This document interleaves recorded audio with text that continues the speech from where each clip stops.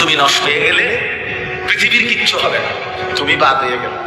প্রতিদিন কত মানুষ যে অ্যাক্সিডেন্টে মরে যায়, এতে পৃথিবীর কিচ্ছু হয় না।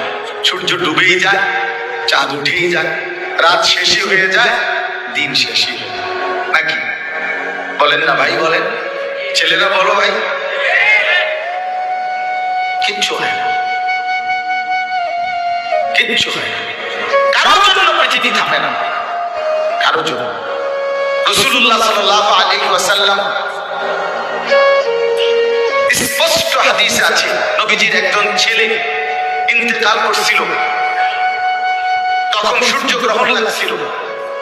তখন আরবের কুসংস্কার ছিল, বিশিষ্ট কারো মৃত্যুতে এরকম সূর্যগ্রহণ চন্দ্রগ্রহণ লাগে। নবী সাল্লাল্লাহু আলাইহি ওয়াসাল্লাম বলছেন, না না না, ইন্নাশ শামসা